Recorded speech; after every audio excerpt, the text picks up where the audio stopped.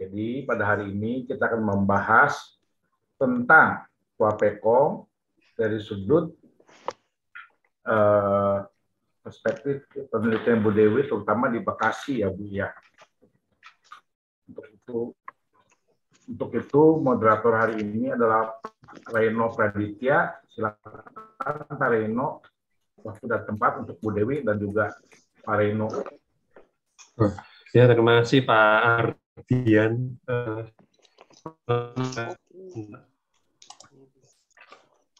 Perkenalkan, nama saya Reno Praditya. Silakan nanti jalannya diskusi nanti akan dibawakan materi pertama kali oleh Bu Dewi Hartati dulu selama kurang lebih 1 jam. Nanti kalau setelah 1 jam selesai nanti bisa ada tanya jawab, sesi tanya jawab. Nanti pertanyaan dari peserta bisa diketik dulu di kolom chat. Nanti bisa saya bacakan atau nanti juga kalau mau bertanya langsung bisa raise hand, nanti bisa langsung tanya juga pas saya tanya jawab. Untuk Bu Hartati, silakan Bu Hartati untuk membawakan materinya pada malam hari ini. Baik, terima kasih. Selamat malam Bapak Reno Praditya. Terima kasih. Selamat malam Bapak Ibu semua, rekan-rekan yang saya hormati. Pertama-tama saya mengucapkan terima kasih kepada Budaya Tionghoa yang telah memberikan kesempatan kepada saya untuk mencoba ya sharing beberapa hal yang mungkin sedikit saya ketahui. Jujur saya juga deg-degan juga karena berada di dalam komunitas yang menurut saya sangat paham dan memahami, tapi mungkin saya akan membagikan sedikit saja apa yang mungkin yang saya mengerti berdasarkan pengalaman saya. Jadi kalau nanti ini tidak hanya di Bekasi saja, karena saya malah lebih ke fokus ke daerah lain yang nanti sangat erat kaitannya antara Tua Pekong dan Datuk. Jadi saya akan melihatnya malah di daerah Sumatera. Walaupun nanti yang di daerah Bekasi juga saya akan bercerita sedikit. Baiklah, saya akan share screen sebentar untuk bahan yang akan saya sampaikan. Ya, pada malam ini dengan tema Tua Pekong, Dewa Bumi dan Leluhur, relevansinya dengan kepercayaan di Indonesia. Jadi di sini saya akan mencoba menarik sedikit kurang lebih Tua Pekong, kemudian kaitannya dengan Dewa Bumi, dan juga leluhur, relevansinya dengan kepercayaan di Indonesia. Ini menurut saya adalah suatu hal yang sangat menarik karena di sini akan terlihat bagaimana kepercayaan orang Tionghoa ini bersifat multifaset atau bisa juga dikatakan dualisme yang saling melengkapi. Nah, baik. Pertama-tama kemudian kita akan berpikir ya, dan kemudian kita akan membicarakan sebetulnya siapa sih Tua Pekong itu. Nah, untuk mendefinisikan siapakah Tua Pekong itu, sepertinya tidak ada kesepakatan di antara para ahli mengenai asal dan identitas dewa ini. Jadi memang banyak sekali anggapan-anggapan mengenai Tua Pekong, mengenai asal, identitas, banyak sekali pendapat. Kemudian dengan adanya banyaknya pendapat tersebut, banyak pula perdebatan mengenai asal, identitas, dan kepercayaan terhadap Tua Pekong ini. Sementara kita melihat bahwa orang Tionghoa ini menghormati dewa-dewa karena memiliki alasan, ya berbagai alasan tertentu seperti misalnya untuk kesehatan, umur panjang, kesuburan, kedamaian, pernikahan, pekerjaan, promosi, ujian, studi, perjalanan, bisnis, cuaca, dan geomansi. Hal-hal ini yang biasanya dilakukan oleh orang Tionghoa di dalam melakukan praktik kepercayaan Tionghoa dalam hal ini menghormati dewa-dewa.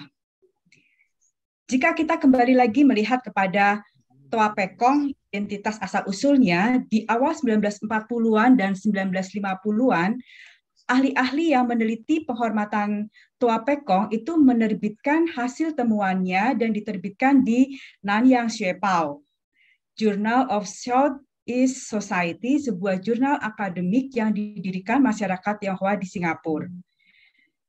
Di dalam artikel tahun 40, Han Huai-chun menunjukkan bahwa Tua Pekong adalah dewa yang unik di Asia Tenggara.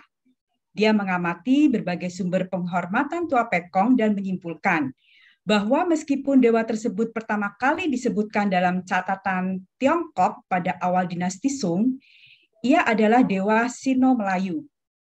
Jadi di sini Tua Pekong ini menurut Han Huai-chun di sini adalah dewa Sino-Melayu, dalam hal ini adalah dewa Tiongkok dan juga Melayu yang namanya berasal dari kata Melayu yaitu tokong yang berarti kelenteng atau tukung ya.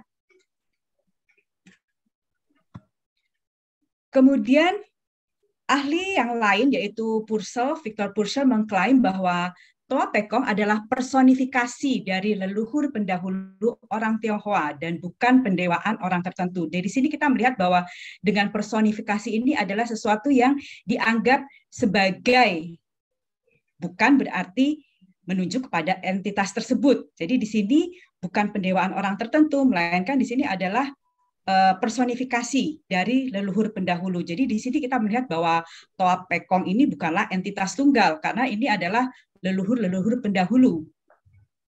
Kemudian Xi Yunqiao juga berpendapat bahwa Tua Pekong adalah roh dari pendahulu orang Tionghoa di masa awal dan menyoroti fakta bahwa orang Tionghoa memuja Tua Pekong sebagai sinicized tutelary deity atau dewa pelindung yang disinisasi. Mungkin konsep daripada sinicized ini ketimbang kita menerjemahkan sebagai disinisasi, ya ini sulit ya. Jadi maksudnya adalah yang bersifat di Tionghoakan. Jadi sebetulnya ini disesuaikan atau dibentuk. Nah, sementara dewa pelindung yang disinisasi ini itu mengacu mirip seperti, jadi bukan mengacu kepada Tutikung, melainkan mirip seperti dengan Tutikung. Dan ini bisa dilihat di dalam tulisan Xi Yunqiao dalam Tapokung Erpokung I Pentokang. Kemudian ahli lain Rao Chung-i menganggap Tua Pekong sebagai dewa pelindung yang populer di antara orang Hakka dan Teochew di Asia Tenggara. Singkatnya, para ahli pada masa awal, ini di tahun 40-an dan 50-an, menyimpulkan bahwa Tua Pekong adalah salah satu dewa Sino-Melayu yang bersifat lokal dan unik bagi orang Tionghoa, atau dewa pelindung sinicized yang mirip dengan dewa bumi Tiongkok. Jadi Tua Pekong itu bukanlah dewa bumi yang seperti dikatakan dewa bumi Tiongkok, tetapi di sini merupakan sebuah atau sesuatu dewa yang Sino-Melayu atau bersifat lokal, karena ini gabungan dari dua budaya, yaitu budaya Sino itu sendiri atau budaya Tiongkok dan Melayu itu sendiri. Kemudian 5 dekade kemudian, Li Tianxi mengemukakan bahwa Tua Pekong adalah dewa pelindung Sino-Melayu yang ditemukan oleh orang Tionghoa di Singapura, Malaysia, Indonesia, dan Thailand. Ia menolak klaim Tua Pekong adalah dewa bumi Tiongkok. Jadi di sini dikatakan bahwa menurut ahli ini, Li Tianxi, Tua Pekong itu bukan dewa bumi Tiongkok, melainkan ini adalah dewa pelindung Sino-Melayu yang memang ditemukan oleh orang-orang Tionghoa di Singapura, Malaysia, Indonesia, dan Thailand. Kemudian kita juga bisa melihat seorang ahli lain yang sangat terkenal di sini, Jean de Bernardi. Dia beranggapan bahwa Tua Pekong adalah simbol ciptaan dari elemen atau unsur difusi atau unsur baur ya antara pemujaan animisme Melayu dengan praktik kepercayaan Tionghoa. Ia menunjukkan penghormatan orang Melayu terhadap Tua Pekong menyerupai penghormatan orang Melayu terhadap Datuk Keramat. Pemujaan Datuk Keramat ini biasanya dilakukan di tempat-tempat keramat seperti batu, pohon, puncak bukit, atau pusaran air. Jadi di sini bisa dilihat bahwa Tua Pekong ini adalah simbol ciptaan, jadi merupakan sebuah gabungan antara pemujaan Melayu dengan praktik kepercayaan orang Tionghoa itu sendiri. Zhang Zheming lebih memilih daripada mempertanyakan asal-usul dewa ini atau daripada mempertanyakan asal-usul Toa Pekong, dia lebih fokus kepada penghormatan Toa Pekong di antara orang Tionghoa pada umumnya dan di antara masyarakat Hakka pada khususnya. Dan ini kita harus melihat dan memahaminya dalam sistem kepercayaan tradisional yang lebih besar tentang dewa langit, dewa bumi, dan roh. Ya, jadi di sini terlihat bahwa kesepakatan daripada ahli itu adalah daripada kita melihat asal-usul identitas Toa Pekong itu, lebih baik kita melihat variasinya, yaitu kemudian bagaimana kultus Toa Pekong itu yang dilakukan oleh orang-orang Tionghoa pada umumnya. Jadi di sini Toa Pekong seharusnya tidak dipandang sebagai sebuah sistem kepercayaan monolitis, tetapi penghormatan terhadapnya dapat dipandang sebagai keyakinan multifaset. Jadi di sini multifaset yaitu banyak segi ya, banyak segi. Jadi tidak hanya dari satu sisi saja, tetapi di mana kepercayaan terhadap Toa Pekong itu menggabungkan berbagai elemen kepercayaan Tionghoa itu sendiri dan praktik lokal. Sehingga dengan adanya penggabungan atau keyakinan multifaset tersebut, di mana menggabungkan berbagai elemen kepercayaan Tionghoa dengan praktik lokal, Toa Pekong ini dihormati sebagai dewa Sino Melayu di berbagai negara Asia Tenggara. Han Huaichun berpendapat bahwa Toa Pekong adalah dewa yang ditemukan di Asia Tenggara. Jadi ini memang dewa yang ada di Asia Tenggara, penyebutan Toa Pekong ini. Dia menganggap dewa itu sebagai dewa Sino Melayu yang namanya berasal dari kata Melayu tokong yang berarti kelenteng. Oleh karena itu, Toa Pekong dikenal sebagai tukung di kalangan masyarakat Tionghoa rantau pada masa awalnya. Ia juga menyoroti bahwa tempat pemujaan Toa Pekong sering disebut dengan rumah tokong, yang dapat secara harafiah merujuk pada rumah kuil atau rumah tukung. Nah, mungkin ini juga berkembang sehingga dengan adanya pemahaman ini, Toa Pekong itu tidak hanya mengacu pada entitas sebuah dewa tertentu, di mana banyak dewa yang bisa mengacu kepada Toa Pekong, tetapi juga bisa mengacu kepada tempat atau rumah daripada Toa Pekong itu sendiri. Kultus Toa Pekong ini menganggap dewa ini sebagai dewa Sino bagi masyarakat Tionghoa. Sementara beberapa orang mengidentifikasi Toa Pekong sebagai personifikasi semangat perintis orang Tionghoa pada masa awalnya sebagai perantau. Jadi dilihat di sini bahwa ini bukanlah entitas tunggal, kemudian juga ini bukanlah Toa Pekong ini tidaklah mengacu kepada seorang dewa tertentu saja, tetapi lebih mengacu kepada semangat ya, semangat atau di sini juga bisa mengacu kepada roh ya, roh-roh leluhur orang Cina pada masa awalnya. Kemudian yang lain juga bisa menganggap dewa Toa Pekong itu sebagai dewa bumi Tiongkok atau Tutikung, walaupun ini juga tidak sama karena lebih mengarah kepada dewa Sino Melayu. Jadi di sini kemudian juga ada ahli lain yang mencatat bahwa Toa Pekong adalah dewa pelindung dari Tionghoa perantauan yang fungsi utamanya adalah mengurus kepentingan masyarakat etnis Tionghoa. Selain itu, dewa ini juga dipercaya membawa kemakmuran, menyembuhkan penyakit, menenangkan lautan, dan mencegah bahaya. Tulisan-tulisan dalam Annals of Overseas Chinese atau Sejarah Tionghoa Rantau, Hua Qiaozhi menampilkan Toa Pekong sebagai dewa sinisais masyarakat Tionghoa. Jadi dewa yang disinisasi ya, atau yang dewa yang kemudian dianggap dewa Tionghoa. Beberapa sumber Toa Pekong juga digambarkan sebagai dewa kekayaan atau sering disebut dengan dewa kemakmuran, kebajikan, dan moralitas. Kembali lagi kita melihat bahwa Toa Pekong ini tidak mengacu kepada entitas tunggal. Menurut prasasti yang didirikan oleh orang Tionghoa, Toa Pekong digambarkan sebagai dewa dengan respon yang manjur atau Xian He Ling Kan, dan juga terkenal sebagai yang sangat efektif, Ling Xian Feng Chang. Prasasti juga menunjukkan Toa Pekong sebagai pembela negara dan memberkati rakyat. Dengan kata lain, kita melihat di sini Tua Pekong digambarkan sebagai dewa yang disinisasi atau dewa Tionghoa yang melindungi Tiongkok dan orang Tionghoa itu sendiri di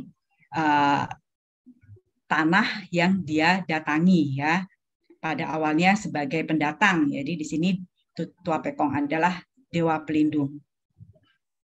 Serupa dengan sebuah bentuk penghormatan dewa lokal yang datang bersamaan dengan para perantau di abad 19, Tua Pekong ini memiliki fungsi penting dalam komunitas diaspora, yaitu penyelesaian konflik.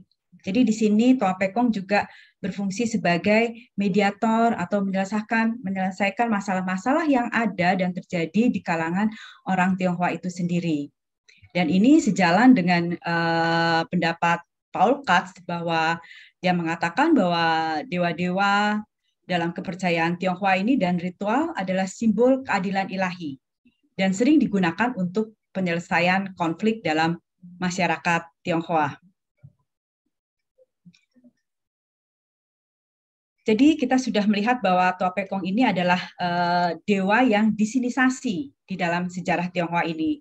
Jadi maksudnya dia merupakan gabungan dari dewa Sino dan dewa Melayu. Menurut Annals of Overseas Chinese Malaysia yang diterbitkan tahun 59, Tua Pekong dianggap sebagai dewa bumi Tiongkok, pelindung yang mirip dengan Tutiye, Tutisen atau Tutikung. Jadi mirip, ya. Pengertian mirip ini berarti bukan mengacu kepada dewa tersebut. Teks tersebut juga mengklaim bahwa Tua Pekong adalah roh para leluhur orang Tionghoa. Tua Pekong, kalau kita melihat tadi dari definisi yang dikemukakan oleh Jean de Bernardi, dan ini nampaknya cocok dan sesuai dengan apa yang terjadi di beberapa daerah di Indonesia dengan contoh kasus nanti yang akan kita lihat, ya. Jadi adanya simbol baur atau difusi antara unsur-unsur pemujaan animisme Melayu dan praktik kepercayaan Tionghoa. Lebih menarik lagi, Tua Pekong sebagai dewa Sino Melayu ini diwujudkan dalam bentuk penghormatan yang digabungkan dengan nilai Islam dalam bentuk penghormatan terhadap Datuk Kung.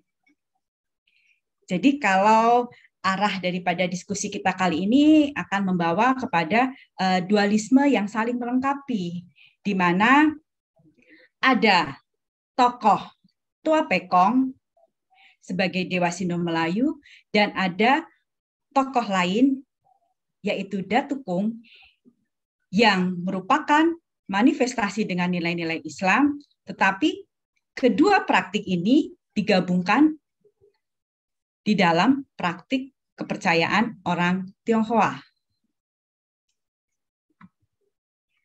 Penghormatan terhadap Tua Pekong menunjukkan seperti apa yang disebut oleh Robert Himes sebagai dual model divinity atau bentuk keilahian ganda. Di sisi lain, dewa tersebut merupakan roh dari leluhur orang Tionghoa yang luar biasa, dewa kemakmuran, pelindung orang Tionghoa perantauan, dan juga sebagai mediator konflik. Jadi kalau tadi kita melihat daripada bentuk keilahian ganda atau dual model divinity atau multifaceted, jadi banyak segi, nah itu tampak terlihat dari penghormatan terhadap Tua Pekong itu sendiri. Karena penghormatan terhadap Tua Pekong nanti berdasarkan kasus yang akan kita bicarakan ini, penghormatan terhadap Tua Pekong ini tidak berdiri sendiri, melainkan dia bersama-sama dengan penghormatan terhadap Datuk. Mengapa bisa demikian? Kita bisa melihat bahwa orang Tionghoa ini adalah agen atau aktor, ya, kita katakan agen, aktor adalah pembawa perubahan seperti itu. Tapi ini maksudnya adalah agen aktor yang aktif dalam menemukan kepercayaan religius mereka. Beberapa dengan cepat menggabungkan dengan pemujaan animisme Melayu lokal dan nilai Islami ke dalam penghormatan Tua Pekong yang membuatnya menjadi dewa Sino Melayu. Yang lain menganggapnya sebagai dewa yang disinisasi, yang manjur. Dengan pendapat-pendapat seperti di atas, sepertinya sangat sulit untuk menentukan dengan tepat siapakah Toa Pekong. Namun dengan sifat kultusnya yang beraneka ragam inilah yang dapat melayani kebutuhan spiritual orang Tionghoa di Asia Tenggara. Jadi mungkin saya berbeda atau saya memiliki pandangan yang tidak sama, melainkan saya memiliki pandangan bahwa kita sulit untuk menentukan Toa Pekong itu siapa. Tetapi dibanding menentukan identitas Toa Pekong itu, kita lebih baik melihat pada kultusnya yang beraneka ragam. Karena dengan kultus yang beraneka ragam, dengan adanya variasi yang berbeda di satu tempat dengan tempat lain, inilah yang membuat bahwa kelompok orang Tionghoa ini adalah suatu kelompok yang heterogen, dan ini juga bisa melayani kebutuhan spiritual orang Tionghoa itu sendiri.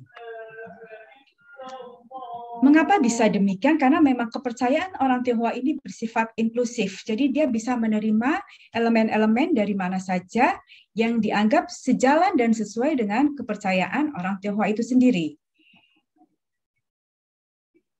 Mengapa ada pengakuan atau penghormatan atau kultus terhadap datuk yang kalau di Malaysia itu kultusnya terhadap Datuk Kung. Tapi kalau kita lihat yang di Indonesia, contoh kasus di Sumatera, ya Sumatera Timur, yaitu dalam hal ini Medan dan sekitarnya, itu lebih dikenal dengan Datuk saja.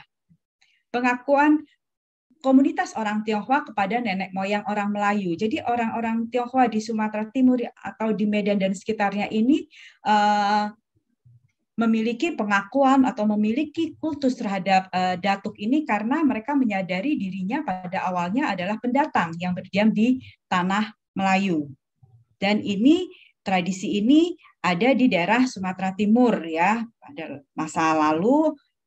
Kalau sekarang itu tampak masih terlihat di Medan dan sekitarnya. Jadi di sini dua model divinity yang saling melengkapi di sini maksudnya ini adalah bahwa datuk itu dipercaya sebagai makhluk gaib yang mendiami dunia bawah. Ia berasal dari manusia, tetapi dia pernah hidup di daerah Sumatera Timur pada masa lampau. Dalam budaya lokal di Sumatera Timur, selain bermakna sebagai gelar bangsawan, datuk juga digunakan untuk menyebutkan makhluk gaib sebagai penghormatan. Di kota Medan dan sekitarnya dan juga di Malaysia, makhluk gaib tokoh lokal ini disebut dengan datuk.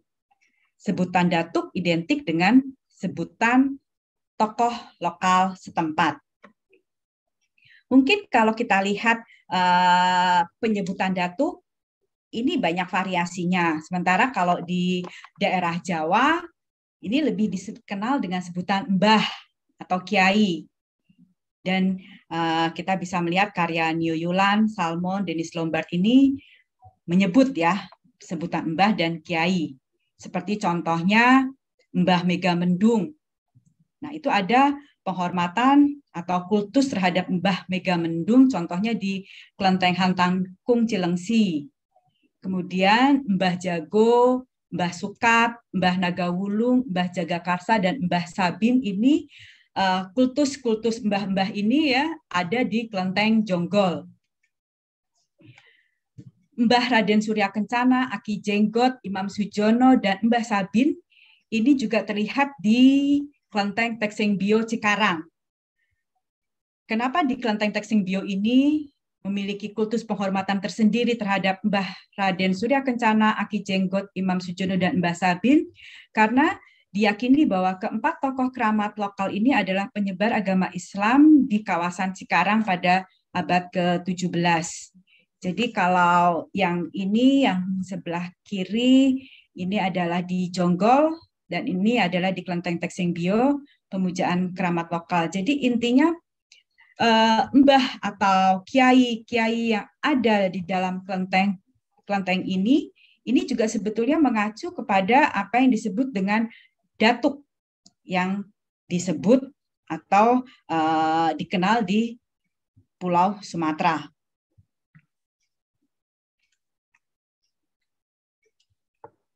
di sini kita bisa melihat kepercayaan terhadap datuk. Datuk itu adalah beragama Islam. Datuk mendiami rumah datuk. Sementara kalau Toa Pekong itu mendiami kelenteng.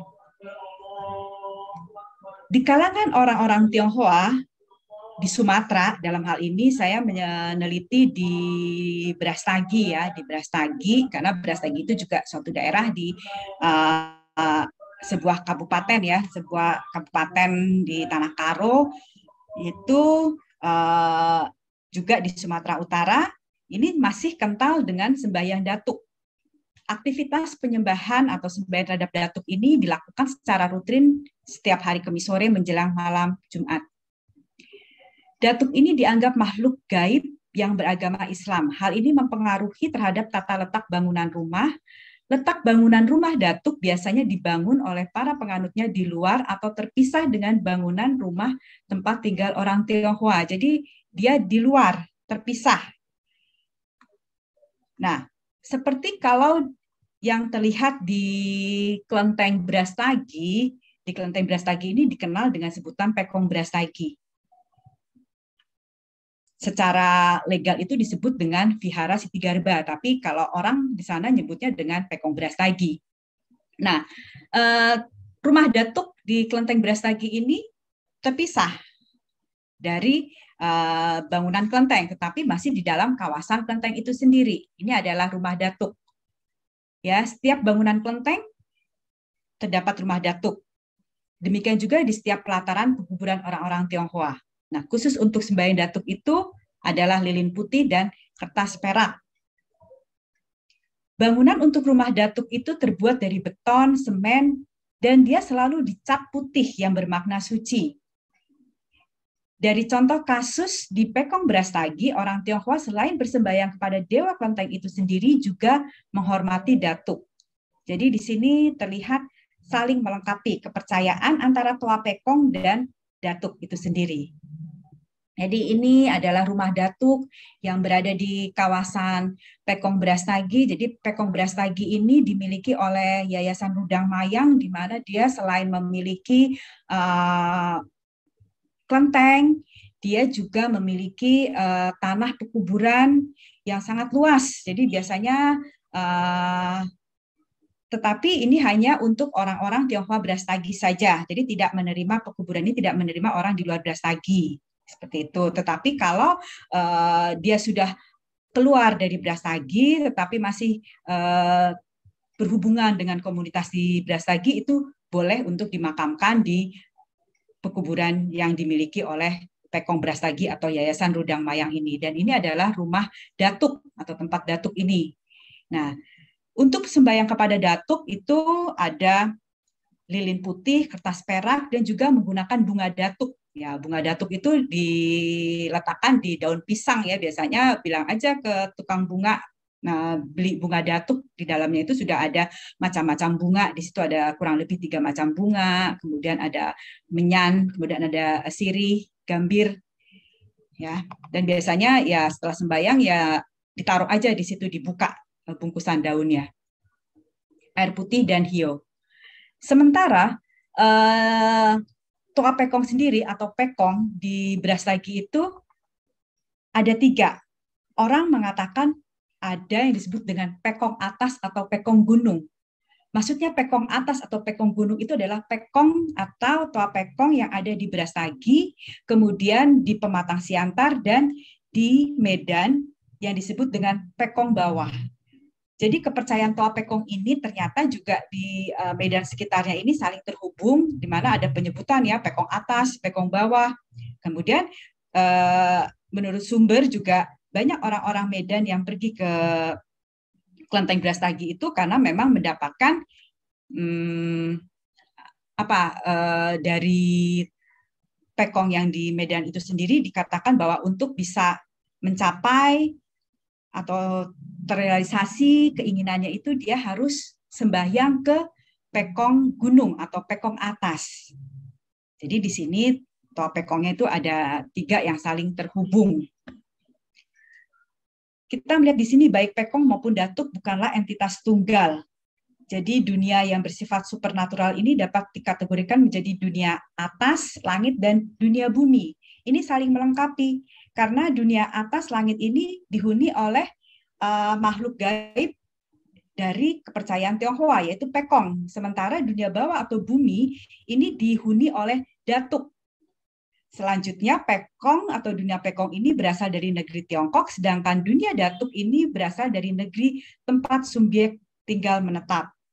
Jadi inilah yang bisa dikatakan bahwa dualisme ini yang saling melengkapi ini pada dasarnya adalah sebuah usaha atau simbol keharmonisan. Karena kita melihat bahwa kepercayaan orang Tionghoa itu adalah kepercayaan yang sangat mengedepankan harmonisasi, keseimbangan. Jadi pemikiran dualistik yang seperti ini merupakan klasifikasi simbolik yang kembar atau dualisme berguna dalam rangka mencari keseimbangan atau harmoni, baik di luar dan di dalam diri manusia itu sendiri. Baik Pekong atau Toa Pekong dan Datuk ini keduanya mengandung nilai yin, namun keduanya dapat dibedakan lagi. Toa Pekong mewakili alam atas dari negeri leluhur atau Tiongkok, mengandung nilai yang, sedangkan Datuk mewakili alam bawah bumi atau tanah yang ditemukan melalui proses adaptasi, mengandung nilai yin. Nah, ini adalah Pekong Brastagi. Ini di sini adalah seperti ini kelenteng yang ada di Brastagi atau Pekong Brastagi. Nah, ini adalah lokasi pemakaman yang berada di kawasan yang sama dengan kelenteng dan juga dengan rumah Datuk. Kalau ini kembali lagi ke ini di Cibarusah. Ini adalah kelenteng Cibarusah di mana ada pemujaan Eyang Surya Kencana diletakkan bersama-sama dengan sumur ya, sumur Nyi Ratu Larasati. Jadi diyakini sumur ini tidak pernah kering. Jadi orang-orang selain melakukan penghormatan terhadap dewa-dewa Tionghoa di kelenteng Cibarusah ini juga sering melakukan penghormatan kepada Eyang Surya Kencana di dalam ruangan yang bersama dengan sumur. Di sini sumur ini adalah melambangkan tempat daripada Nyai Larasati yang dikenal sebagai tokoh keramat di daerah Cilengsi. Kalau ini di Bekasi atau Hoklai Kiong, di Bekasi tidak ada keramat lokal. Pada sebelum tahun 70-an, itu diyakini ada sosok keramat lokal namanya Mbah Gagu. Tetapi pada tahun 77, Mbah Gagu ini sudah dikeluarkan dari susunan di dalam kelenteng Hoklai Kiong. Jadi sudah tidak ada lagi, tetapi patung Mbah Gagu ini masih ada dan diletakkan di bagian dewa atau Pekong kelenteng Hoklai Kiong. Jadi diletakkan bersama-sama dengan dewa Hok Tek Cheng Sin. Ini adalah Mbah Gagu. Karena dia sudah tidak diletakkan di tempat sendiri, tetapi akhirnya digabungkan di Hok Tek Cheng Sin atau Futet Cheng Sin. Nah, ini yang mungkin bisa dilihat bahwa bagaimana Datukong yang ada di Malaysia di dalam kebudayaan Melayu ini ya memang karena diyakini sebagai agama Islam, ya dia dengan berpakaian memakai songkok, memakai kopiah, dan juga sering digambarkan dengan menggunakan keris. Terima kasih pemaparan saya sampai di sini. Saya mohon maaf sebesar-besarnya jika ada kesalahan dan kemudian untuk kekurangannya saya mohon maaf. Semoga bisa dimaafkan dan mungkin nanti kalau kurang jelas kita bisa tanya jawab saja. Terima kasih. Terima kasih. Terima kasih untuk Bu Hartati untuk pemaparan materinya yang menarik ya tentang Toa Pekong dengan hubungannya dengan Datuk juga ya. Ini ada sudah ada 3 pertanyaan di chat, akan saya bacakan dulu yang dari Pak Brandon. Pak Brandon tanya, kepercayaan setempat itu bukannya Datuk Kong ya? Itu ya, silakan dijawab Bu.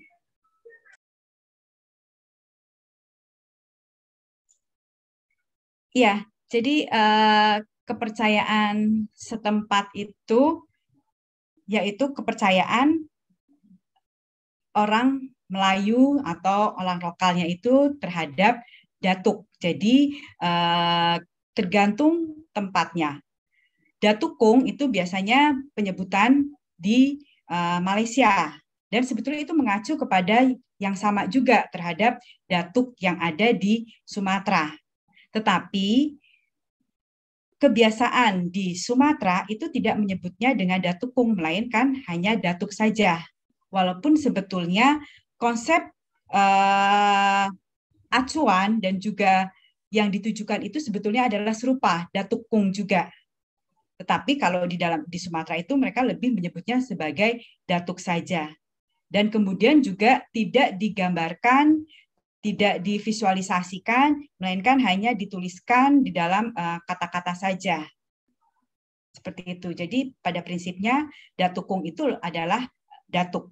Itu adalah kepercayaan setempat yang ada di Sumatera. Kemudian kalau di Jawa tadi ya kepercayaan terhadap mbah, nyai, aki, yang seperti itu.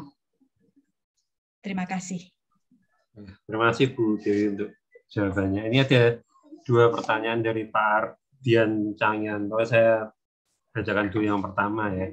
Bu Dewi, apakah perubahan dari dukung menjadi baokong itu ada pengaruh dari masyarakat Hakka atau Teochew karena penambahan kata ta memberikan makna sebagai kepala atau pemimpin, dan kata-kata tu itu apakah bisa diartikan sebagai pemimpin atau pejabat pelindung? Nah, lalu yang pertanyaan lagi yang berbeda dari Pak Ardian juga, apakah dengan penggunaan uang perak lilin putih untuk datuk itu bisa diartikan bahwa mereka itu adalah arwah dan tidak menjadi dewa karena kok pakai lilin sama uang perak itu? Ya, begitu Bu Dewi pertanyaan Pak. Baik, terima kasih. Saya akan mencoba menjawab pertanyaan dari Bapak Ardian mengenai apakah perubahan dari tukung menjadi pokong itu ada pengaruh dari masyarakat Hakka dan Teochew. Saya tidak sampai mendapat literatur yang menyatakan bahwa perubahan itu karena pengaruh dari masyarakat Hakka dan Teochew. Sementara hanya bacaan tersebut atau sumber literatur tersebut hanya meneliti yang terjadi pada kelompok Hakka dan Teochew saja. Tetapi bisa dipastikan bahwa dalam penelitian orang-orang tadi, ahli-ahli yang sudah disebutkan dalam presentasi, mereka lebih melihat pada perspektif birokrasi. Jadi melihatnya kepada perspektif birokrasi. Jadi memang dikatakan di sini dengan adanya perspektif dewa-dewa itu sebagai sebuah tatanan birokrasi, di situ mungkin bisa terlihat bahwa apa yang dikatakan oleh Pak Ardian ini malah tepat, karena penambahan kata ta itu sebagai pemimpin ya. Karena memang dilihatnya itu adalah dalam tatanan birokrasi pada awalnya, baru kemudian ketika dia berakulturasi atau menyerap kebudayaan setempat itu berubah menjadi lebih populer dan tidak hanya kepada tataran kepercayaan atau dewa-dewa yang birokrasi atau birokrat seperti itu di dalam pengertian teks tersebut. Begitu Pak. Mungkin juga tidak terlalu jelas karena memang saya sendiri belum mendapatkan bacaan ke arah tersebut. Untuk yang pertanyaan kedua dari Bapak Ardian, penggunaan uang perak lilin putih itu bisa diartikan bahwa mereka adalah arwah dan tidak menjadi dewa. Ya betul, mereka tidak menjadi dewa. Mereka tetap leluhur arwah. Sehingga dikatakan mereka itu memang berasal dari dunia yang bawah, dari bumi. Dia tidak berada di dalam dunia atas seperti konsep yang Toa Pekong yang memang itu adalah dewa. Tapi kalau Datuk ini dia adalah arwah leluhur. Dia tidak menjadi dewa. Menurut kepercayaannya yang dikatakan oleh orang-orang di sana seperti itu. Terima kasih. Ya, terima kasih Bu Dewi untuk jawabannya. Ini ada pertanyaan lagi dari Pak Alfonso. Selamat malam Bu Dewi. Tadi dikatakan bahwa Toa Pekong menyelesaikan konflik diaspora. Maksudnya ini internal affair antara komunitas Tionghoa atau external affair, karena Tionghoa adalah minoritas atau perantau kala itu di tanah Melayu, sehingga Toa Pekong diffuse dengan lokal Melayu. Contohnya bagaimana Bu, bila ada? Terima kasih. Baik, terima kasih. Penyelesaian konflik ini adalah penyelesaian konflik internal. Jadi di antara komunitas Tionghoa perantau pada awalnya itu sendiri. Jadi dikatakan pada awalnya itu ada konflik yang terjadi di ngambil kasus di Malaysia. Jadi ada 2 perantau awal yang memang memiliki otoritas, itu mereka berkonflik, dan konflik itu akan segera dibawa ke pengadilan. Tetapi kemudian karena mereka ini memiliki, karena kelompok ini, maksud saya kedua tokoh ini banyak pengikut dan kemudian merupakan tokoh yang berpengaruh, banyak anggota-anggotanya kemudian yang melakukan permohonan atau doa itu kepada Toa Pekong, dan ternyata dengan melalui usaha tersebut kedua tokoh ini tidak melanjutkan konflik sampai ke pengadilan, jadi selesai. Sehingga dari cerita tersebut diyakini bahwa Toa Pekong itu adalah dewa yang sangat manjur dalam menyelesaikan masalah. Dalam hal ini adalah masalah emang internal di dalam konflik orang Tionghoa itu sendiri. Itu.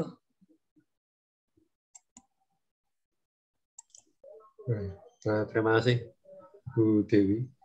Nanti mungkin bisa dilihat ada itu terjadi di mana, di Malaysia pada awalnya ya. Jadi memang dikatakan bahwa, sehingga dari kasus tersebut dikatakan bahwa Toa Pekong ini adalah dewa yang menyelesaikan konflik. Itu. Terima kasih. Ya, terima kasih. Itu saya mau tanya, itu Toa Pekong menyelesaikan konfliknya itu dia ngasih jawabannya atau bentuk apa ya? Maksudnya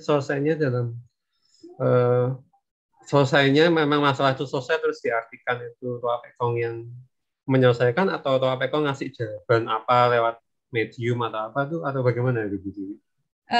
Jadi sebetulnya dikatakan di situ bahwa akhirnya mereka berdua mencapai kesepakatan gitu saja, tapi tidak dikatakan kasusnya seperti apa, tapi mereka berdua ini akhirnya sepakat sehingga tidak meneruskan persoalan tersebut ke tingkat pengadilan atau dibawa ke pengadilan. Jadi mereka sendiri sudah langsung berdamai. Oh, ya, makasih Bu. Ada pertanyaan dari Pak Ardian. Jika mengacu pada kepercayaan rakyat Tiongkok Selatan dengan dewa-dewinya yang populer sekarang ini, bisakah kita berpendapat bahwa sebelum novel-novel populer itu kepercayaan di Tiongkok Selatan itu animisme dengan bumi sebagai pusatnya? Bagaimana pandangan menurut Bu Dewi? Terima kasih. Ya, mengenai kepercayaan orang Tionghoa atau kepercayaan religi Tionghoa ini kan mengalami perkembangan ya. Pada awalnya itu sebelum adanya kepercayaan terhadap dewa-dewi itu sudah ada percayaan terhadap kekuatan-kekuatan alam.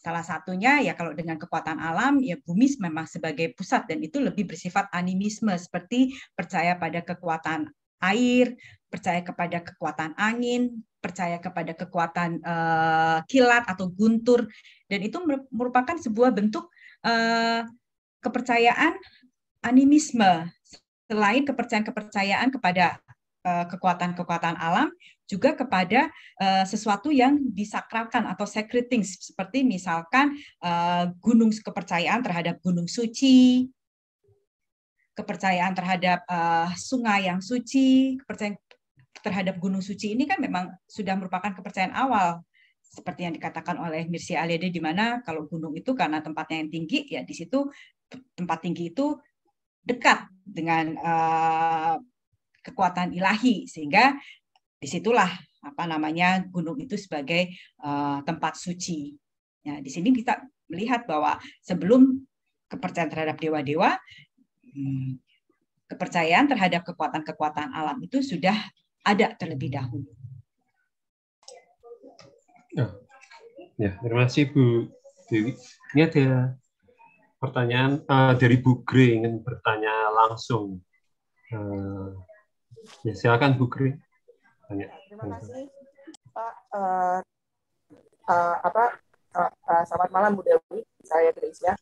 Saya ingin bertanya, kalau dari sisi orang Indonesianya sendiri, maksudnya yang saya tahu kan kalau misalnya kita itu Datuk Kong atau Raden Surya Kencana, kadang-kadang pun non Tionghoa itu masih sembahyang ke dalam.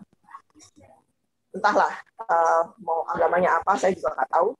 Mungkin masih kejawen, mungkin masih apa atau apa. Nah, sebenarnya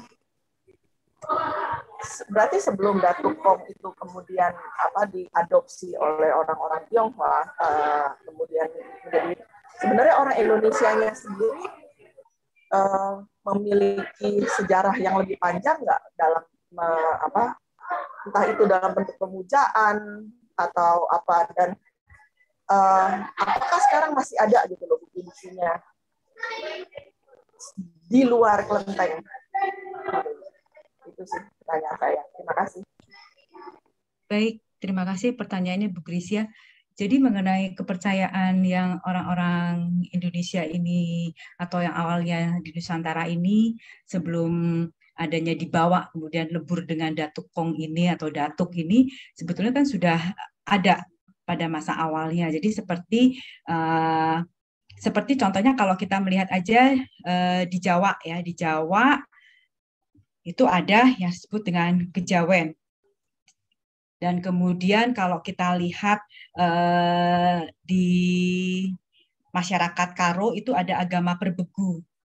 Ya, jadi di situ dikatakan bahwa kekuatan-kekuatan yang supranatural itu yang biasanya merupakan kekuatan atau kepercayaan animisme, dan ini biasanya berhubungan dengan alam. Mungkin saya lebih bisa menerangkannya seperti contoh, saya orang Jawa tapi malah saya susah nanti kalau takut salah kalau untuk menerangkan yang bagaimana kejawennya. Saya malah lebih bisa menerangkan mengenai agama perbegu ini sendiri di dalam masyarakat Karo. Jadi jauh sekali. Jadi tadi serupa dengan yang dikatakan oleh Jean Benardi itu, bahwa keramat-keramat itu biasanya berupa batu, kemudian gunung, dan juga di pusaran air.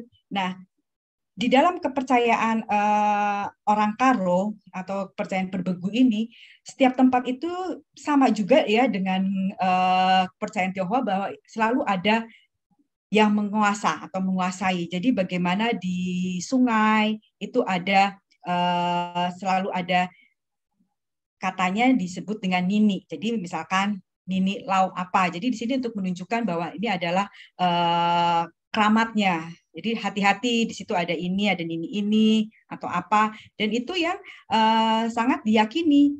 Dan sampai sekarang pun itu juga masih, dan itu sudah awal sekali kepercayaan terhadap animisme kekuatan alam ya, seperti di gunung, di sungai. Demikian juga seperti yang kejawen, jauh sebelum adanya percampuran atau akulturasi antara kepercayaan terhadap mbah dan juga datuk. Seperti itu. Berarti dalam bayangan saya, correct me if I'm wrong, mungkin aja pada waktu awal kedatangan Tionghoa di Indonesia, kemudian dia roaming around gitu kan, get to know sekitarnya gitu kan, adjust dalam kehidupan di Nusantara, kemudian pasti orang-orang lokal mulai kasih peringatan, oh ke arah sini misalnya itu ada apa, ke arah sana, dan itu dengan gampangnya gitu kan orang Tionghoa itu mengadopsi konsep itu gitu kan ke dalam dirinya. Terus kemudian berarti kemudian kalau dia dimunculkan lagi ke dalam kelenteng, berarti kan satu tahap lagi lebih jauh. Adakah permasalahan mungkin menurut Ibu Dewi, permasalahan bahwa karena tidak pemujaan terhadap entitas lokal tersebut itu menurun karena mungkin agamanya sudah lebih baku, institusinya sudah lebih baik sepanjang ratusan tahun gitu kan, atau ya puluhan tahun, sehingga mereka kepercayaannya terhadap datuk-datuk itu melemah bagi orang-orang lokal, tapi orang Tionghoanya makin menguat. Bisakah dibilang begitu, Bu Dewi? Bisa ya Bu, karena memang selalu kepercayaan dalam hal ini tradisi itu merupakan suatu budaya yang selalu berubah, yang tidak pernah dinamis. Jadi kita memang bisa melihat bahwa di satu sisi itu sudah jalan ya, ada yang menguat dan kemudian ada yang melemah. Jadi bisa terlihat memang betul seperti apa yang dikatakan oleh Bu Grecia. Jadi walaupun di satu sisi kepercayaan terhadap misalkan entitas yang lokal keramat ini melemah, tetapi ini juga tetap bertahan karena memang ini juga diadop juga kan oleh yang dari kepercayaan Tionghoa. Dan walaupun itu melemah, tetapi dia akan tetap ada karena ini mau tidak mau akan berjalan bersama dan tetap dipraktikkan secara bersama-sama kalau kita melihatnya di dalam paradigma yang dualisme atau multifaset ini. Karena toh kenyataannya tidak bisa lepas walaupun dia itu melemah, tapi tetap juga ada. Contohnya melemah ini kita bisa melihat dari seperti mungkin urutan. Ketika kita sembahyang datuk itu urutannya itu adalah urutan yang paling belakang. Maksudnya ya terakhir. Ketika semua sudah selesai untuk sembahyang kepada dewa-dewa kelenteng, dan terakhir, nah itu kepada datuk, sembahyang datuk. Saya lupa menerangkan bahwa sembahyang datuk itu adalah terakhir. Tetapi bagaimana ini juga kemudian memang di dalam tatanan yang rendah, kemudian melemah, tetapi ini tetap menjadi bagian dari sistem kepercayaan itu sendiri. Kalau toh buat orang lokalnya ini juga tidak lagi diyakini, karena sudah berubah, seperti contohnya agama perbeku, ya mungkin sekarang dirasakan sudah tidak ada lagi, kecuali kalau untuk orang yang masih berprofesi sebagai tambar-tambar atau kayak dukun obat. Nah ini mau nggak mau dia masih mempraktikkan kepercayaan perbegu itu kalau di dalam budaya Karo, karena bagaimana dia harus melihat biasanya dukun ini untuk membuat obat-obatan gitu ya. Nah ini juga mungkin masih. Jadi memang tadi Bu Grecia sudah katakan bahwa di satu sisi memang ini melemah gitu kan, melemah di kalangan yang orang lokalnya. Tetapi di kalangan orang Tionghoa itu sendiri ini tetap menjadi bagian dari sistem kepercayaan orang Tionghoa itu. Mungkin itu Bu yang bisa saya bagikan. Terima kasih. Terima kasih Bu Dewi. Pak Ardian, silakan untuk bertanya langsung. Oh ya, terima kasih Bu Dewi. Yang menarik tadi Bu Dewi sebut itu nini ya, di kepercayaan orang Karo ya. Itu apakah perempuan Bu? Menunjukkan feminin? Iya, betul. Nini itu adalah perempuan. Jadi biasanya yang selalu menguasai tempat-tempat lokal suci keramatis itu dikonsepkan dengan Nini. Nini Sibayak itu mendiami puncak gunung Sibayak, dan di situ kalau ada ritual 12 tahun sekali dari kelenteng Brastagi itu selalu dilakukan di puncak gunung Sibayak, dan itu diyakini didiami oleh Nini Deleng Sibayak, itu perempuan. Ini kan menarik Bu, soalnya kan ya kepercayaan orang Tionghoa itu bersifat patriarkal ya, seperti Pekong, apa itu kan sebenarnya nunjukin pria ya, maskulinitasnya mereka ya, sifat-sifat maskulin dari bumi itu sendiri gitu. Jadi kan padahal kalau kita mempelajari filsafatnya kan bumi itu kan sifatnya kan feminim ya.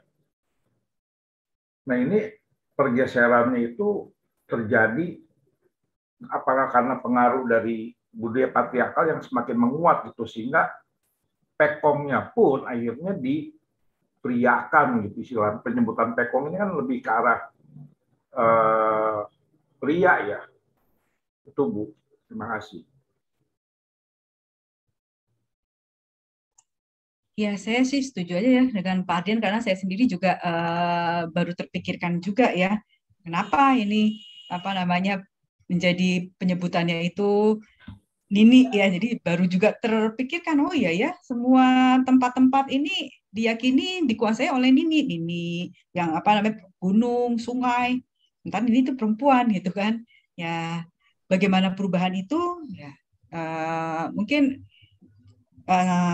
ini menarik dan mungkin jadi bahan ini juga apa namanya yang harus dikaji lebih dalam lagi itu. Terima kasih masukan Pak Ardian. Terima kasih Bu Dewi. Pertanyaan dari Pak Bun Sokong ini, di Danau Toba ada tempatnya Nini. Ya, begitu Bu Dewi. Oh, kalau Nini itu di dalam kepercayaan masyarakat Karo. Sementara kalau Toba ini kan bukan di dalam Karo ya. Ini kan kalau Toba itu kan Samosir, jadi ini Batak yang beda gitu loh. Sementara kalau ini kepercayaan orang Karo. Karena Karo ini adalah berbeda. Karena kalau Batak itu kan ada Batak Toba, Mandailing. Nah, ini Karo.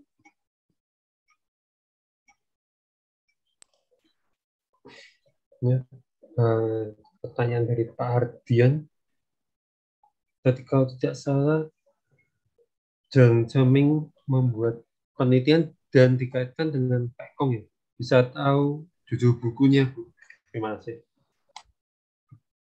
Oh iya, mungkin saya mau cari dulu sebentar ya. Jadi buku Jiang Zemin itu adalah, nanti akan saya tulis di chat.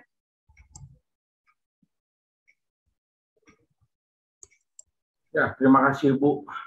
Oh, jurnal ya Bu ya. Iya. Terima kasih Bu. Soalnya buat saya ini menarik. Soalnya menurut saya itu kita orang nggak pernah sebut Tokong itu tempat ibadah ya Bu ya. Iya. Terus udah gitu juga saya nggak tahu apakah orang Melayu itu masih ada kepercayaan pada Tokong apa enggak gitu. Saya sih belum pernah dengar sih Bu. Ya mungkin ada sumber lain gitu yang istilahnya tadi kan kalau nggak salah kan zaman Sung ya. Itu tahun 1000-an Iya, Masehi, betul. itu kan terlalu jauh ya Bu ya. Kayaknya kepercayaan orang Melayu, kayaknya waktu itu juga belum ada kerajaan Melayu ya Bu ya. Ya, itu dikaitkan ya pada masa kurang lebihnya. Jadi tidak ngacu kepada siapa, tapi kurang lebih gitu ya. Kurang lebih disamakan dengan dewa siapa gitu tadi. Ya, makasih Bu. Ya, ini juga jujur apa namanya baru mendapat bahan-bahan ini juga ketika diminta bicara Topekong ini ya. Jadi saya malah jadi terima kasih juga kepada budaya Tionghoa, jadi banyak cari buku-buku, cari bacaan, malah jadi lebih mengerti gitu loh. Oh, tadinya pengertian saya atau pemahaman saya seperti apa, sekarang jadi apa namanya lebih ada tambahan lagi. Iya betul, berkembang gitu, ada informasi baru lagi gitu. Ya, kayak minggu lalu, kalau boleh saya tambahin, kayak minggu lalu kan kita ngomong dengan orang Singapurnya sendiri, Mr. Angihan. Saya jadi muncul bahwa dari pengalaman pribadi saya di masa kecil, bahwa yang namanya Tepekong itu adalah tempat, bukannya entitas, bukannya dewa. Nah, itu kan kembangan yang nggak ada di Malaysia, berarti kan cuman ada di Indonesia. Dan Ibu Dewi juga kan mengafirmasi itu juga, dan mungkin aja besok-besok kita temukan lagi bahan-bahan lagi bahwa atau data atau informasi setempat bahwa semakin meluasnya orang yang mengafirmasi itu, ada orang ketiga, orang ke-1000, bahwa ternyata di Indonesia itu seperti itu, gampangnya aja dewanya dia orang Indonesia mungkin juga nggak bisa spelling nama dewanya gitu kan, nama Chinese-nya. Jadi ya mereka sebutnya yang paling gampang Pekong. Gitu. Itu kan bisa juga terjadi.